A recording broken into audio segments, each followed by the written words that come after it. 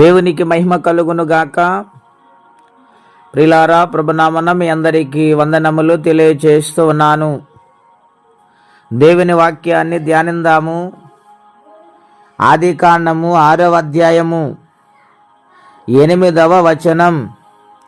అయితే నోవహు యెహోవా దృష్టియందు కృప పొందినవాడాయను.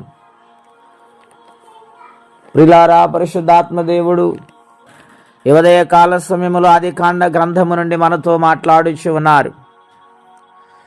ఆ దినాలలో ఆదాము మొదలుకొని 7వ వాడైన నోవహు తరం వరకు దేవుడు నరులను ఎంతగానో ప్రేమించి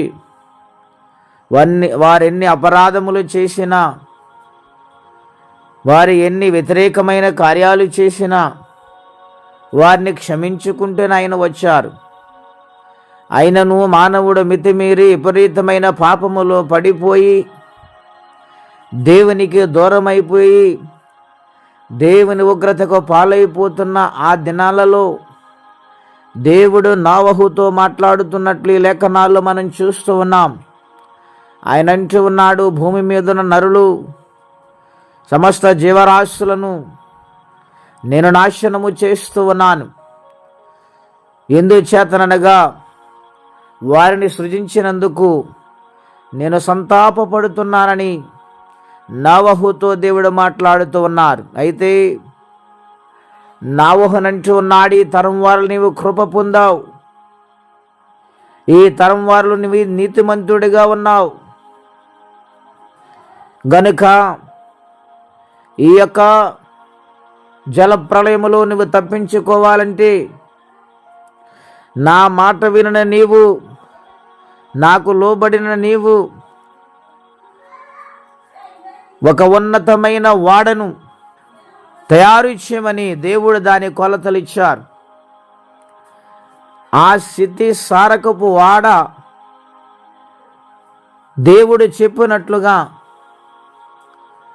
నోవహు తయారు చేశాడు. ప్రియులారా, దేవుడు ఏదైతే చెప్పాడో యావత్తునైనా జరిగించాడని వ్రాయబడి ఉన్నది. ఎందుకు నోవహుతో దేవుడు మాట్లాడారు? నోవహును ఆ ప్రళయములో నుండి కాపాడాలని, తప్పించాలని దేవుడు కోరుకున్నారు. అంటే నోవహు ఆ తరము వారిలో నిందారహితుడిగా, లోపము లేని వాడిగా ఉన్నాడు. తనలో ఎటువంటి చెడు కానీ పాపము కానీ లేదు. దేవుని భయము చేత తను తన కుటుంబం నడిచాడు కనుక దేవుడు అతనిని తప్పించాలని నిర్ణయించి ఉన్నారు. రెండవదిగా దేవునితో ఆయన నడిచారు. దేవునితో సంబంధం ఆయన కలిగి ఉన్నాడు. మనుషులు సహాయము కానీ సహవాసము కానీ చేయలేదు, కానీ దేవునితోనే సహవాసము చేసి ఆయన నడిచారు. మూడవదిగా ఆయన నీతిపరుడుగా ఉన్నాడు, సత్యవంతుడిగా ఆయన ఉన్నాడు కనుక దేవుడు నోవహు కుటుంబాన్ని రక్షించాడు. ప్రియులారా, ఆ ప్రళయములో ఆ యొక్క జీవరాశులు సర్వమానవాళిని నాశనము చేస్తున్న దినాలలో దేవుడు ఆయన కాపాడారంటే ఎంత ఉన్నతమైన జీవితమైన కలిగి ఉన్నారు ఇక్కడ మనం చూసాం. మన జీవితాలు కూడా ఆ విధముగా దేవుని సన్నిధిలో లోబడి జీవించి దేవుని మాట వినేవారిగా మనం నడిస్తే ఈ కడవరి దినాల్లో మనం కాపాడుతానని వాగ్దానం చేస్తున్నారు.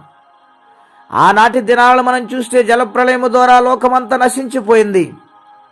ఇప్పుడైతే పేతురుపత్రిలో వ్రాయబడినట్లుగా భక్తిహీనుల కోసం అగ్ని నిల్వ చేయబడి ఉందని వ్రాయబడి ఉన్నది. కనుక ఆ అగ్ని గంధకాల నుంచి తప్పించుకోవాలంటే దేవుని సన్నిధిలో నిందారహితులమై దేవునితో నడుస్తూ ఆయన కృప పొందేవారిగా మనం మారాలని ప్రభు పేట మనవి చేస్తే ఈ మాటలు నేను ముగిస్తున్నాను.